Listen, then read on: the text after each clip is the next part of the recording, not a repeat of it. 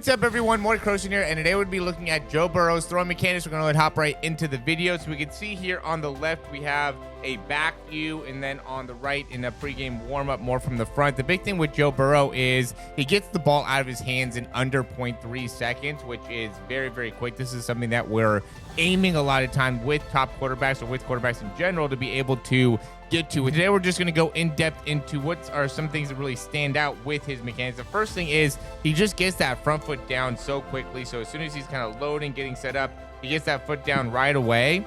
And then from this position, he's also very quick in being able to get that hand to come up. And one of the things that I've been showing quarterbacks too is, like, if we look to see his pinky position and index finger position, we can see they're very even. We can even see from this angle as well. We don't see the ball going off to the side. We also don't see the pinky above the index finger. So let's make sure that when we're loading, we're getting the elbow straight back, and we're not letting the nose of the football face off to the side, and we're not getting the pinky to go up above the index finger. The reason why is because now that makes it so the ball is much more likely to get stuck coming back behind. But if we can keep that index finger more on the top of the football, or really the index finger out above the pinky, then that makes that transition much easier, because that's what really stands out when it comes to him getting the ball out of his hands quick. And we can see I love this position here. So he's very kind of forward in his body position. We don't want to be too straight up. We want to have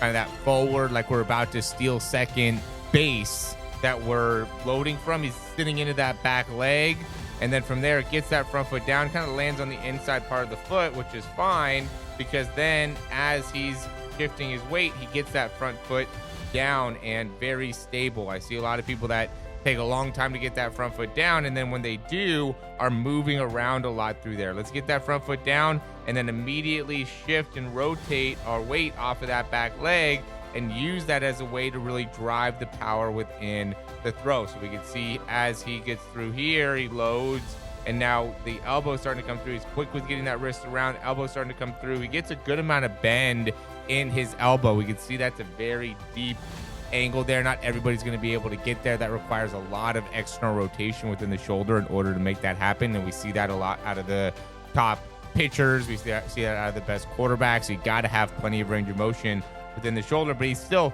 very quick to get the wrist around, get the nose of football to face straight ahead. He's not bicep to ear necessarily, where that bicep is really close, like we'll see with like a Tom Brady, but he's still significantly above his head with the wrist. So the ball is getting released nice and high, and then as he's coming through, he's coming down towards that opposite side front hip.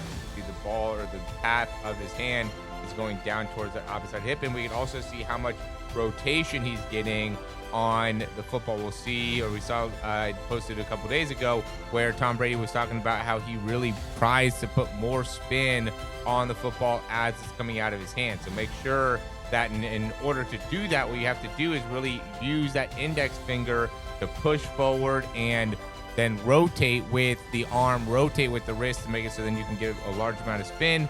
And then most importantly is, as you're shifting your weight, we want to have a lot of power behind the football. So you want to release and then be shifting your weight onto that front leg. The longer you can keep that weight back, then the more power you're going to be able to get within the throw. Notice he's here, and then he's getting all of his weight to rotate through within the hip. We don't want to end up going and leaning too far over to the side here. We want to be getting our momentum to kind of stay inside that front leg to make it so then we can maximize the rotational component of throwing the football. So a lot of key concepts there. I hope that all makes sense to you. If it did, go ahead and like and subscribe. Check out some of the things that we have in terms of offers or programs for quarterbacks. Thanks for watching. We'll talk to you soon.